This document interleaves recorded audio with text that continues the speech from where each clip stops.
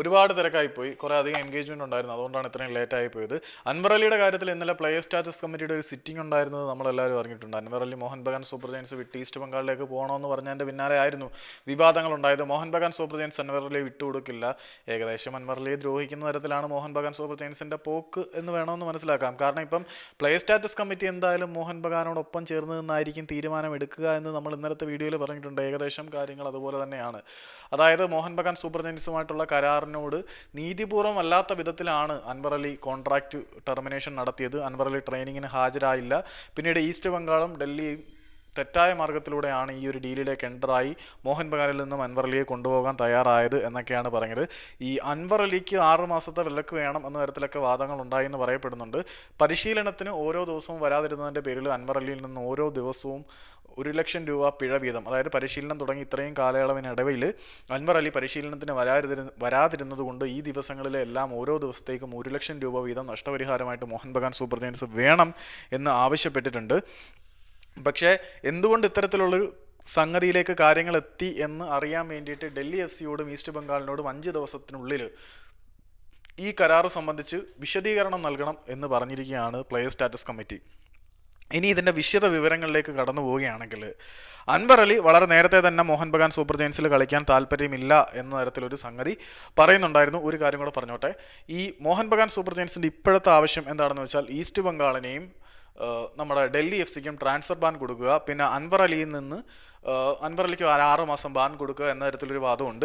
പിന്നെ ബാക്കിയുള്ള ഘടകങ്ങളിലേക്ക് വരികയാണെങ്കിൽ 15 കോടി രൂപ മോഹൻ ബഗാൻ സൂപ്പർ ജയൻസിന് നഷ്ടപരിഹാരമായിട്ട് വേണം. ജൂൺ 19 തുടങ്ങിയ ട്രെയിനിങ് സെഷനിൽ അൻവർ അലി ഇതുവരെയും അറ്റൻഡ് ചെയ്തിട്ടില്ലാത്തതുകൊണ്ട് ജൂൺ 19 മുതലുള്ള ഓരോ ദിവസത്തേക്കും 1 ലക്ഷം രൂപ വീതം അൻവർ അലി നഷ്ടപരിഹാരമായിട്ട് മോഹൻ ബഗാൻ സൂപ്പർ ജയൻസിന് നൽകണമെന്നും അവർ പറയുന്നുണ്ട്. അൻവർ അലി കൃത്യമായിട്ട് ജൂൺ 8 തനിക്ക് മോഹൻ ബഗാൻ സൂപ്പർ ജയൻസിൽ കളിക്കാൻ താല്പര്യമില്ല, കോൺട്രാക്ട് ടെർമിനേഷൻ വേണം എന്ന് ആവശ്യപ്പെട്ടിട്ടുണ്ട്. അവിടെ നിന്നൊരു പോസിറ്റീവ് റെസ്പോൺസ് ഇല്ലാത്തതുകൊണ്ട് ജൂൺ 10 അൻവർ അലി തന്നെ കോൺട്രാക്ട് ബ്രേക്ക് ചെയ്ത് അദ്ദേഹം ഈസ്റ്റ് ബംഗാളിലേക്ക് ഒരു 5 വർഷത്തെ കോൺട്രാക്റ്റിൽ ജോയിൻ ചെയ്യാൻ തയ്യാറായി എന്നാണ് വാദം.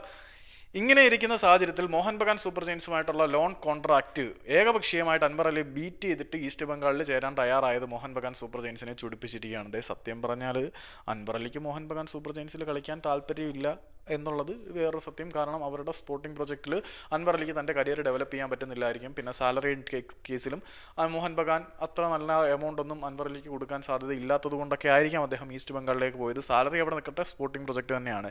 പിന്നെ നമ്മൾ നേരത്തെ അന്നോട്ട് പറയുന്നുണ്ട്, രഞ്ജിത്ത് ബജാജ് ഒരു വാക്ക് പറഞ്ഞു കഴിഞ്ഞാൽ അൻവർ അലി തട്ടിക്കളയത്തില്ല. കാരണം അദ്ദേഹത്തിൻ്റെ ഗോഡ് ഫാദർ തന്നെ രഞ്ജിത്ത് ബജാജാണ്. കാരണം ഹൃദയരോഗം മൂലം കളിക്കാൻ കഴിയില്ല, ഇനി ഒരിക്കലും കളിക്കളത്തിലേക്ക് മടങ്ങി വരില്ല എന്ന് പറഞ്ഞ് അൻവർ അലി പിന്നീട് FC ഗോവയ്ക്കും മോഹൻ ബഗാൻ സൂപ്പർ ജയൻസിനൊക്കെ വേണ്ടി കളിക്കുന്ന അവസ്ഥയിലേക്ക് എത്തിയതിന് കാരണക്കാരൻ ഈ രഞ്ജിത്ത് ബജാജ് തന്നെയാണ്. അതവിടെ നിൽക്കട്ടെ. ഇപ്പം അൻവർ അലിയിൽ നിന്നും